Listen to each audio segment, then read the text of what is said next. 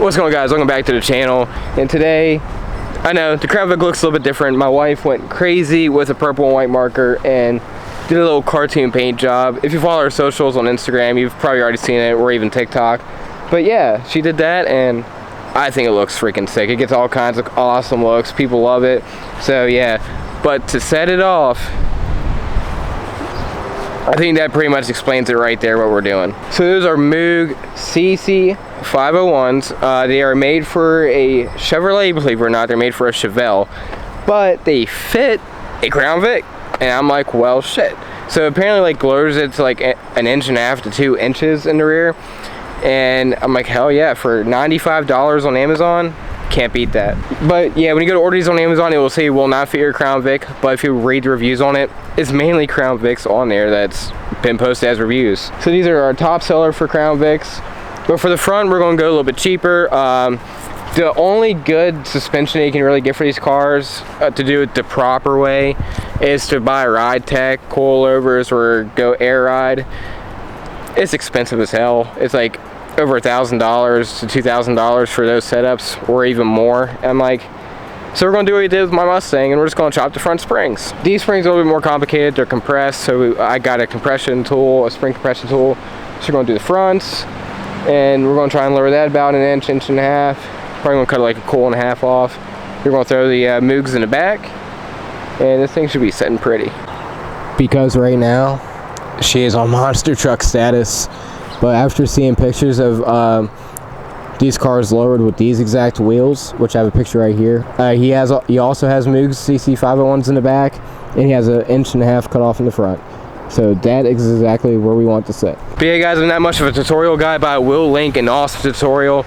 I think it was a father and son that did this tutorial. This video helped me out a lot. I didn't get into the project yet, but watching it, it gave me a great understanding on what to do. So yeah, I definitely recommend them, guys. So also link down below for a proper tutorial on how to cut your springs and install the Moogs. So this guy has the video that you're looking for. Alright, guys, so I'm gonna go start getting stuff set up, get the car jacked up, get this wheel off. I guess we'll start with this side, then we'll go to the other side, and we'll go to the backs. I'm dreading on how bad these bolts are going to be, because the guy in the tutorial had a lower mileage Crown Vic. This one has 250,000 miles. That's just typical northern car stuff. This car came from the north. Alrighty, so we got the caliper off. This is what it's looking like so far. This stuff though, this stuff is awesome to use. It breaks bolts and stuff loose like very easily. This stuff is so much better than WD-40, but the con to this is that this little bottle, this little can costs $19. This costs $13, and the regular size can costs like $23. But this stuff is good. Actually, I got it at Advance Auto. I didn't know that they sold in stores, to be honest, until now. But yeah.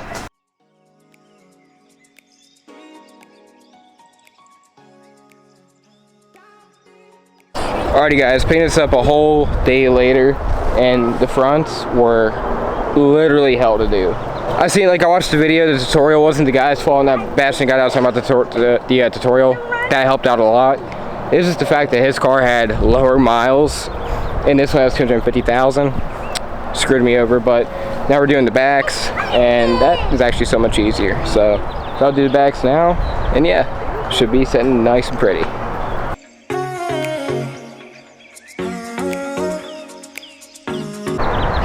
But I can't fit my ring in there.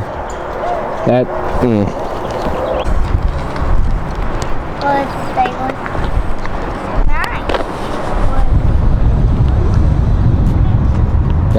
looks so good. So we do have one slight issue, but just a little bit of rolling and I think it'll be alright. Driving this thing super cautiously now. Man, the front tire rub is rough, but I think we're gonna do some sketchy DIY fender rolling when we get back to the house. It may involve an impact and a socket in between the tire and the fender. There it went again. Jesus Christ. I mean, once the fenders are rolled, like the passenger side isn't rubbing at all. Maybe a little bit. but it's not cutting into it, but the driver's side's cutting into it because the driver's side fender was pulled down at one point. Last time I beat it back up, but apparently wasn't enough because it's got a sharp edge under there that's caused it to cut. So yeah, at least gotta get that part fixed so it doesn't cut into the tire. I don't care if it rubs, but it can't be cutting.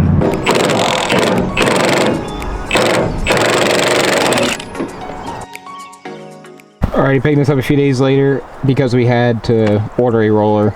The drill and socket was not working. It worked a little bit, but not enough to get rid of that really sharp edge. So we're going to use this fender roller, and I'll get to you guys afterwards. Alrighty guys, so picking this up a day later, got finished rolling the passenger side fender, and we took it on its second official test drive. The first one was a complete flop because the driver's side fender was shredding the tire. It was bad. But now that we rolled both sides, we drove the car yesterday all day, and the car does rub, but it doesn't rub in the fronts.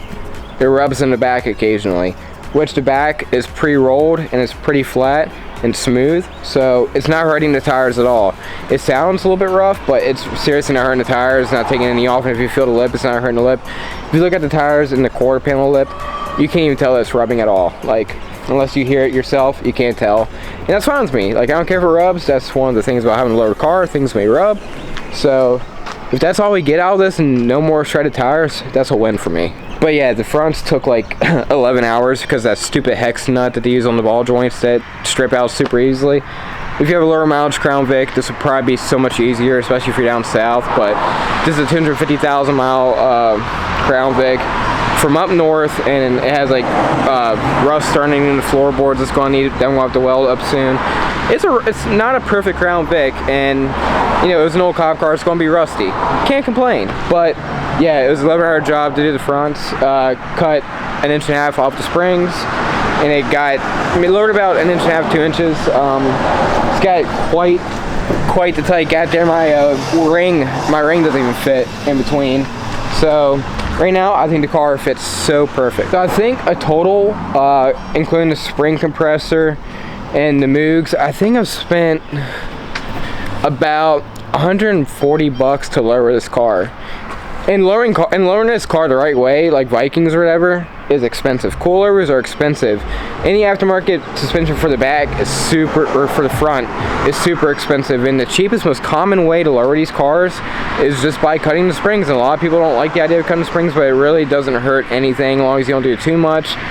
Do no more than 1.5. I did 1.5, and that's pretty nice. So definitely don't go overkill with it, and you'll be fine. And I have to say, this car rides so much better. I didn't think it would make much of a difference lowering it, especially with just cutting the springs. And of course, the Moogs in the back are supposed to ride a little bit nicer, but I'm telling you, like, this thing handles corners so much better. The body roll has decreased, and I have to say, it's kind of like a handling performance mod at the same time as cosmetic. So yeah, I definitely recommend doing this, and it's super cheap to do. So if you have a Crown Vic and you want to drop it, I definitely recommend doing this. So I'm gonna put that one guy's tutorial. He did the same exact thing I did, the Moogs in the back and the 1.5 or 1 inch or 1 coil cut off in the front. So he will give you the perfect rundown. But if you guys enjoyed this video, please leave a like and comment down below, and I will see you guys in the next one.